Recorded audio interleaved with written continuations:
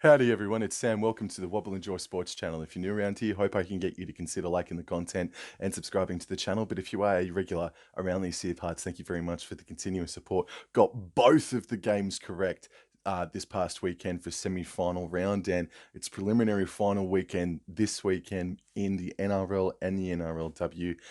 But this video is dedicated exclusively to the men's action, so let's get stuck straight into it.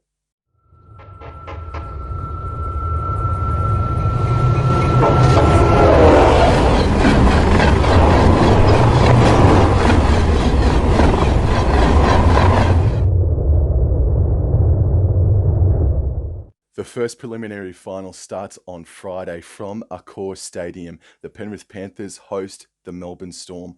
On tab, the Panthers are $1.18 favourites. The Melbourne Storm are $4.80 outsiders. This will be the 44th meeting between the two sides.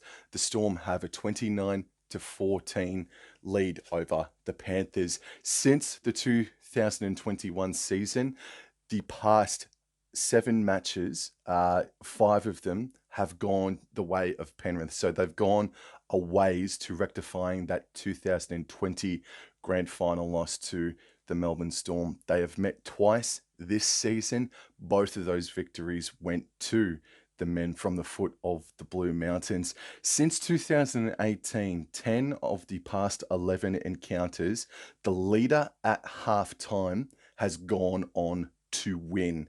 So leading at halftime in this game on Friday night is going to be massive. The only time that it didn't happen was because for the only time in the past 11 games, they were all square at the halftime break. This will be the third finals match in history between these two sides, and it's one apiece. So this is somewhat the tiebreaker when it comes to finals footy. And the record at Accor Stadium for both of these clubs is as follows. Penrith, this will be their 43rd game at Accor Stadium this Friday night, and they have 20 wins, 20 losses, and 2 draws thrown in there. So they're dead even when it comes to Accor Stadium games. Meanwhile, for the Melbourne Storm, they have played 27 times at the venue. They've won 18 times at Sydney Olympic Park. That's pretty wild. As far as like try scorers go, Stephen Crichton and Brian To'o have both scored 4 tries in the past 5 matches against the Melbourne Storm. So I'd absolutely be going on to Stephen Crichton and Brian To'o on Friday night. As far as team list news goes, obviously it's not available to me. I am recording this at approximately 9 o'clock on a Sunday night. For the Penrith Panthers, I would imagine that Isaac Tungo and Jerome Luai are going to be named on Tuesday. I do think both of those gentlemen are going to partake. I think someone like a Luke Garner might miss out potentially. I don't think Tyrone Peachey will. I think he's been a somewhat good luck charm for the Panthers. And then on the other side of the coin, Melbourne Storm, they got out of jail last weekend, and they got out of it without sustaining any injuries or further injuries. I think Jerome Hughes, because it's an all or nothing game, I think he will be named.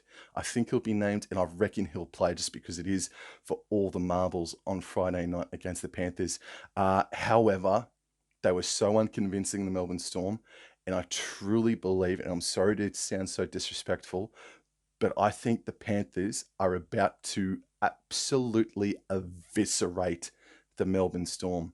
They got done in, the Storm, twice this year by the Panthers, rather handsomely.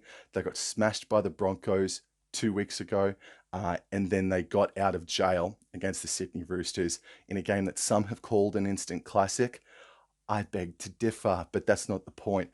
I think Panthers, I think they could put 40 on the Melbourne Storm this Friday night. I think they could be in for a world of pain. If the Panthers don't, the only way I see Melbourne Storm winning is if the bye weekend for Panthers sort of disrupts their flow a little bit, and the Storm just played the best game they've played in 2-3 seasons. But I don't think that's going to happen. This Panthers side, in that game against the Warriors a couple of weeks ago, were pristine, like absolutely immaculate. I think they're going to eviscerate the Melbourne Storm on Friday. Panthers by 13 plus. Okay, now we're talking.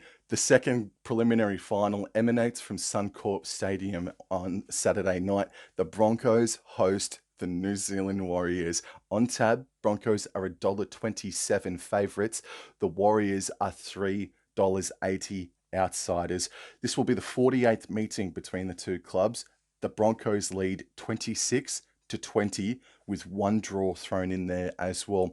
This will be the second finals match played between the Broncos and the Warriors. They did play each other at Suncorp Stadium in the year 2011, and the Broncos belted them to the tune of about 40 points to 10. For the Warriors' record at Suncorp Stadium, it is a little bit grim.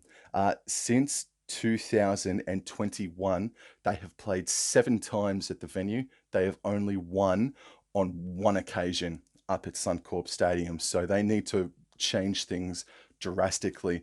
But the past 2 or 3 games at Suncorp Stadium has resulted in a win, a draw, and a loss.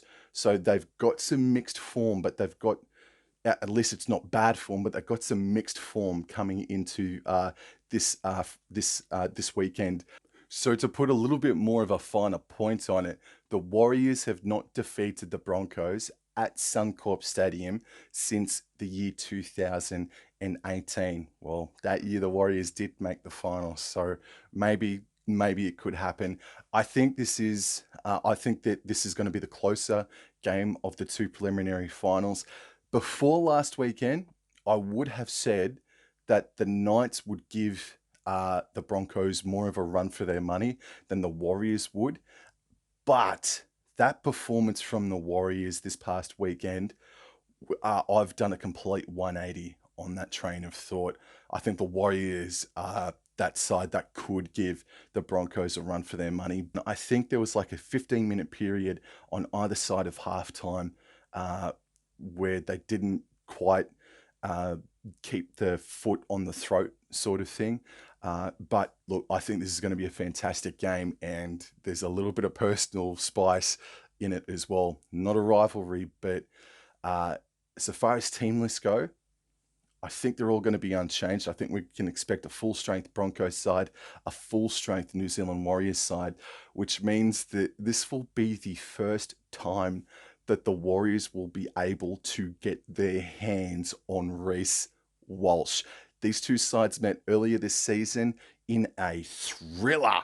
The Warriors nearly pipped them at the end over across the ditch, but the Broncos were able to hold on. And it was a great win for the Broncos as well. They were down Reece Walsh, Selwyn Cobbo, Pat Carrigan, Payne Haas, Tom Flegler, just to name a friggin' few. In that game too for the Warriors, there was no Dylan Walker or Wade Egan. So the Broncos, a very inexperienced Broncos, for lack of a better term, went over across the ditch and got the dub. So that was a really impressive win for them. Reece Walsh didn't play in that game, and now the Warriors get their hands on him for the first time since Reece Walsh pretty much gave the club one of these ones. You absolutely better believe that I am barracking for the New Zealand Warriors to win this game. I do fear their edge defenses, though. I think Herbie Farnworth, I think there could be an avenue there if DWZ does shoot out of his line again. I do think there could be enough space for Selwyn Cobbo to find, to utilise and score a try for himself or his inside man, Katoni Staggs, if Montoya doesn't aim up on his man properly. So, look, as much as I want the Warriors to win, I think this Broncos side, they are the next in line. They are the best option to try and stop Penrith from doing a three-peat. And I think the Broncos will win, but I think it will be a thriller. I don't want to say 13 plus. I don't want to say the margin will be like 1-6. I think they could, with 5 minutes to go, have it wrapped up with a scoreline, something akin of 22 points to 14 or something to that effect. Yo, that's it for me, guys. I hope you enjoyed the video. Please stay tuned for more content on the Wobble Enjoy Sports channel. It is coming in thick and fast over the next couple of weeks with the rundown to the end of the NRL season, the kickstart of the NFL season, then the Pacific Championships, and then my opinions on teams of the year, and then the draw coming out potentially in the next 6 weeks. keep it locked on the What We'll Enjoy Sports channel. And I hope I can get you to consider liking the content and subscribing to the channel. Thank you very much. Take care. Hope your team wins this weekend. Adios.